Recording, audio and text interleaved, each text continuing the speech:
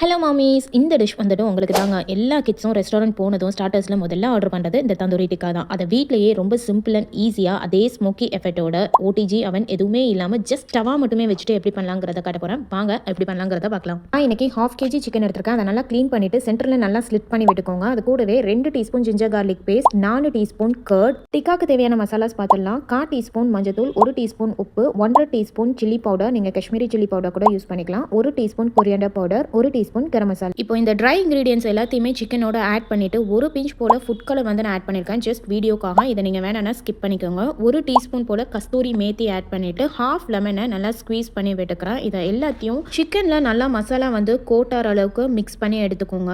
Chicken நல்லா juicy and சாஃப்டாக இருக்கிறதுக்காக 2 டீஸ்பூன் போல ஆயில் ஆட் பண்ணி நல்லா மிக்ஸ் பண்ணி விட்டுக்கோங்க. சென்டரில் ஒரு பவுல் வச்சுட்டு சார்கோல் வந்துட்டு ஒரு துண்டை நல்லா ஹீட் பண்ணி அதை வச்சுட்டு அது மேலே லைட்டாக ஆயில் அப்ளை பண்ணிங்கன்னா நல்ல ஒரு ஸ்மோக் வரும்.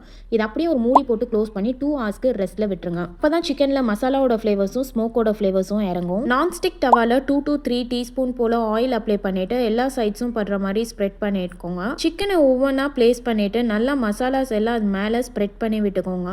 5 நிமிஷம் வந்துட்டு ஒரு சைடும் ஃப்ரை பண்ணி எடுத்துக்கோங்க. இப்போ மசாலா நல்லா ஸ்ப்ரெட் அவுட் ஆகிறது உங்களுக்கு பார்த்தாலே தெரியும். இந்த ஸ்டேஜில் ஒரு பீஸ் போல் சார்கோலை ப்ளேஸ் பண்ணிவிட்டு நல்லா லிட் போட்டு க்ளோஸ் பண்ணிடுங்க. 5 மினிட்ஸ்க்கு அப்படியே குக் ஆகட்டும். அப்போ தான் சார்கோலோட ஃப்ளேவர் வந்துட்டு நல்லா இறங்கும். 2 சைடும் 5 மினிட்ஸ்க்கு இந்த மாதிரி பெரட்டே போட்டு குக் பண்ணிங்கன்னா சிக்கனோட மசாலாஸ் எல்லாம் வந்துட்டு இந்த மாதிரி ஊஸ் அவுட் ஆகி வரது பார்த்தாலே தெரியும். அந்த மசாலாஸ் எல்லாத்தையும் சிக்கன் மேலே ப்ளேஸ் பண்ணிவிட்டு ஒரு லிட் போட்டு க்ளோஸ் பண்ணிடுங்க. அது ஃபுல்லாக இந்த அளவுக்கு ட்ரை ஆகி வந்துடும். சிக்கன் நல்லா ட்ரை ஆகி வந்ததுக்கப்புறம் ஹை ஃப்ளேமில் வச்சு ஒரு 2 மினிட்ஸ்க்கு குக் பண்ணி எடுத்திங்கன்னா இந்த மாதிரி மேலே பிளாக் ஸ்பாட்ஸ் வர்றது உங்களுக்கு பார்த்தாலே தெரியும். அப்படியே ரெஸ்டாரண்ட்டில் கொடுக்குற அதே ஃப்ளேவர் அதே டேஸ்ட்டோடு நம்ம வீட்லேயே ரொம்பவே சிம்பிள் அண்ட் ஈஸியாக பண்ணிடலாம். இதை நீங்களும் உங்கள் வீட்டில் ட்ரை பண்ணி பார்த்துட்டு எப்படி இருக்குன்னு சொல்லுங்கள்.